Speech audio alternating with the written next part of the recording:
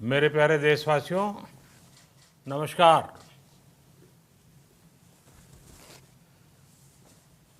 Corona वैश्विक महामारी के खिलाफ लड़ते लड़ते अब हम अनलॉक 2 में प्रवेश कर रहे हैं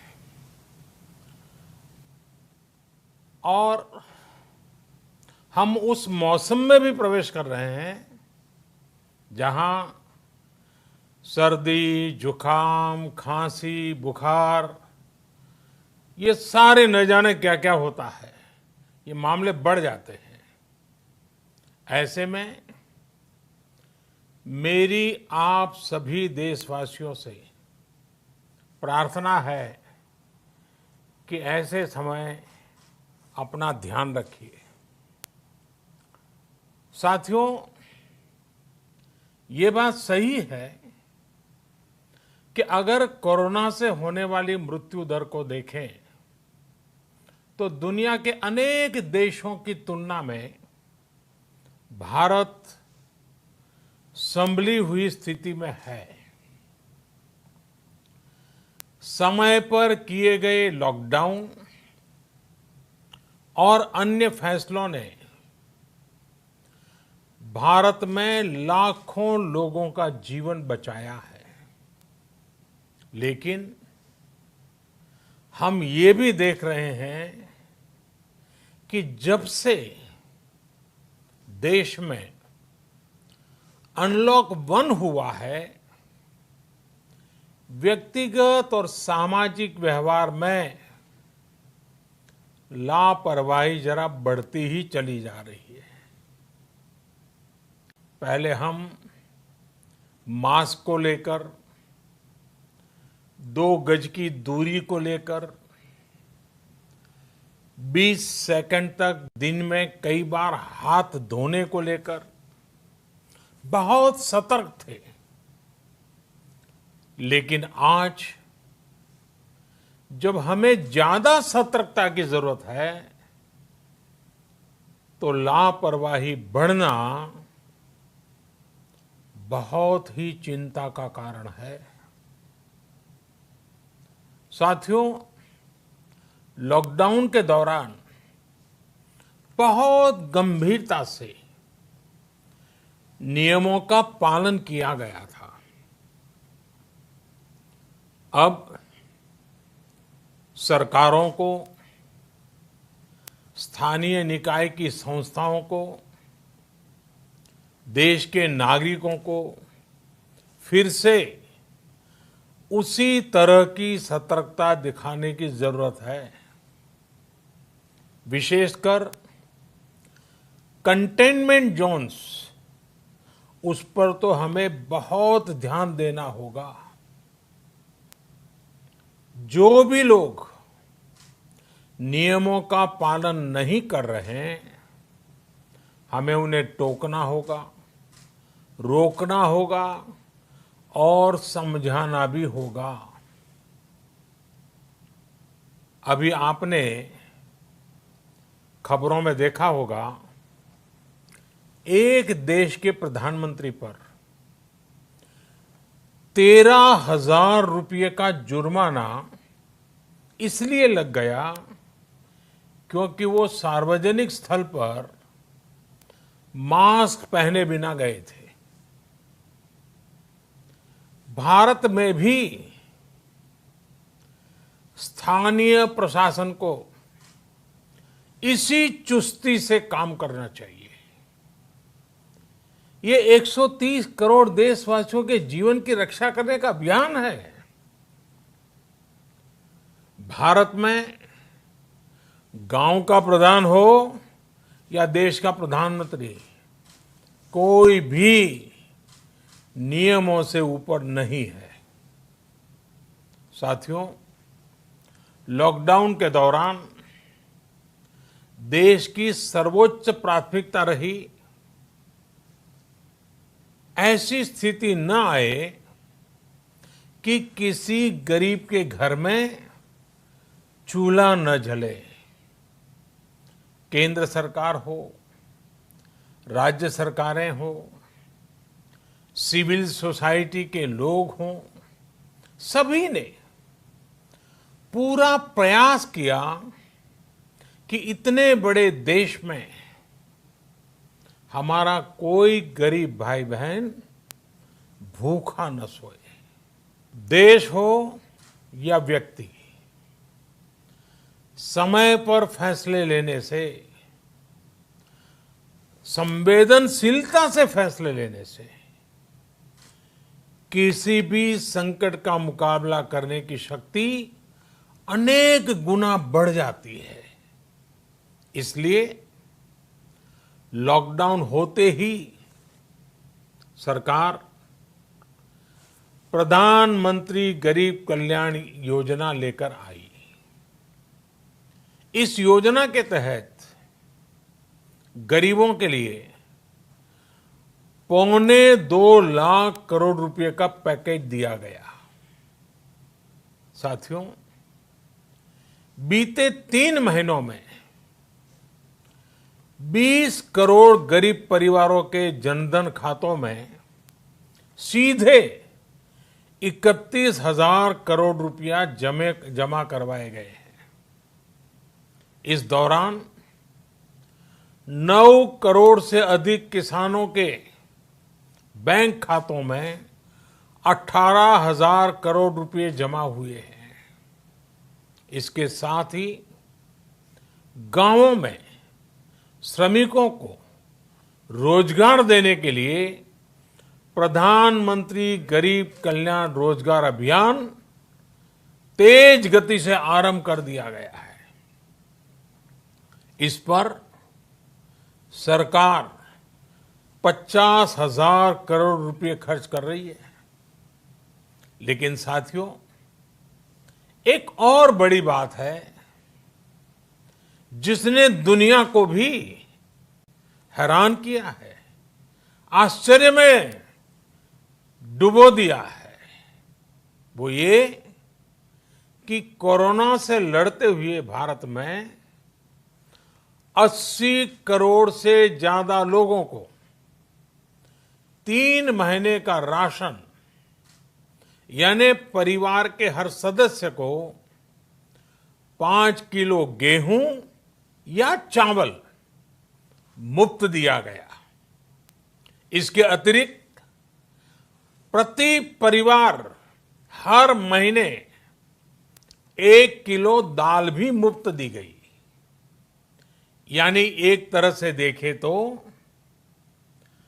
अमेरिका की कुल जनसंख्या से 2.5 गुना अधिक लोगों को, ब्रिटेन की जनसंख्या से 12 गुना अधिक लोगों को और यूरोपियन यूनियन की आबादी से लगभग 2 गुने से ज्यादा लोगों को हमारी सरकार ने मुफ्त अनाज दिया है। साथियों, आज मैं इसी से जुड़ी एक महत्वपूर्ण घोषणा करने जा रहा हूं। साथियों, हमारे यहां वर्षा ऋतु के दौरान और उसके बाद मुख्य तौर पर कृषि क्षेत्र में, एग्रीकल्चर सेक्टर में ही ज्यादा काम होता है। अन्य दूसरे सेक्टरों में थोड़ी सुस्ती रहती है। जुलाई से धीरे धीरे त्योहारों का भी माहौल बनने लगता है।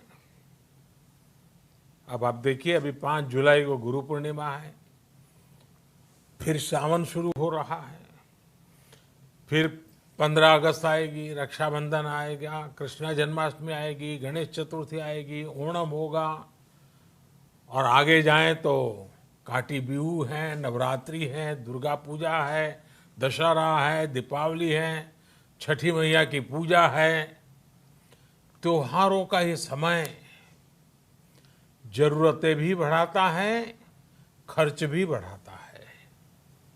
इन सभी बातों को ध्यान में रखते हुए ये फैसला लिया गया है कि प्रधानमंत्री गरीब कल्याण अन्न योजना का विस्तार अब दिवाली और छठ पूजा तक, यानी नवंबर महीने के आखिर तक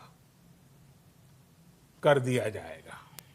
यानी 80 करोड़ लोगों को मुफ्त अनाज देने वाली ये योजना अब जुलाई, अगस्त, सितंबर, अक्टूबर, नवंबर में भी लागू रहेगी। सरकार द्वारा इन 5 महीनों के लिए 80 करोड़ से ज्यादा गरीब भाई बहनों को हर महीने परिवार के हर सदस्य को 5 किलो गेहूं या 5 किलो चावल मुफ्त मुहैया कराया जाएगा। और साथ ही प्रत्येक परिवार को हर महीने 1 किलो चना भी मुफ्त दिया जाएगा। साथियों, प्रधानमंत्री गरीब कल्याण अन्न योजना के इस विस्तार में 90,000 करोड़ रुपए से ज्यादा खर्च होंगे। और अगर इसमें पिछले 3 महीने का खर्च भी जोड़ दें तो ये करीब करीब 1.5 लाख करोड़ रुपया हो जाता है। अब पूरे भारत के लिए हमने एक सपना देखा है। कई राज्यों ने तो बहुत अच्छा काम भी किया है। बाकी राज्यों पर भी हम आग्रह कर रहे हैं कि इसको काम को आगे बढ़ाएं। और काम क्या है? अब पूरे भारत के लिए एक राशन कार्ड की व्यवस्था भी हो रही है। यानी एक राष्ट्र एक ration card, one nation one ration card. इसका सबसे बड़ा लाभ उन गरीब साथियों को मिलेगा जो रोजगार या दूसरी आवश्यकताओं के लिए अपना गांव छोड़ करके कहीं और जाते हैं, किसी और राज्य में जाते हैं। साथियों, आज गरीब को, जरूरतमंद को सरकार अगर मुफ्त अनाज दे पा रही है तो इसका श्रेय प्रमुख रूप से 2 वर्गों को जाता है। पहला, हमारे देश के मेहनती किसान, हमारे अन्नदाता। और दूसरा, हमारे देश के ईमानदार टैक्स पेयर। आपका परिश्रम, आपका समर्पण ही जिसकी वजह से देश ये मदद कर पा रहा है। आपने देश का अन्न भंडार भरा है, इसलिए आज गरीब का, श्रमिक का चूल्हा जल रहा है। आपने ईमानदारी से टैक्स भरा है, अपना दायित्व निभाया है, इसलिए आज देश का गरीब इतने बड़े संकट से मुकाबला कर पा रहा है। मैं आज हर गरीब के साथ ही देश के हर किसान, हर टैक्स पेयर का हृदय से बहुत बहुत अभिनंदन करता हूं, उन्हें नमन करता हूं। साथियों, आने वाले समय में हम अपने प्रयासों को और तेज करेंगे। हम गरीब, पीड़ित, शोषित, वंचित हर किसी को सशक्त करने के लिए निरंतर काम करेंगे। हम सारी एहतियात बरतते हुए इकोनॉमिक एक्टिविटीज को और आगे बढ़ाएंगे। हम आत्मनिर्भर भारत के लिए दिन रात एक करेंगे। हम सब लोकल के लिए वोकल होंगे। इसी संकल्प के साथ हम 130 करोड़ देशवासियों को मिलजुल करके संकल्प के साथ काम भी करना है, आगे भी बढ़ना है। फिर से एक बार मैं आप सबसे प्रार्थना करता हूं, आपके लिए भी प्रार्थना करता हूं, आपसे आग्रह भी करता हूं, आप सभी स्वस्थ रहिए, 2 गज की दूरी का पालन करते रहिए, गमछा, फेस कवर, मास्क ये हमेशा उपयोग कीजिए, कोई लापरवाही मत बरतिए। इसी आग्रह, इसी कामना के साथ मैं आप सभी को बहुत बहुत शुभकामनाएं देता हूं। धन्यवाद।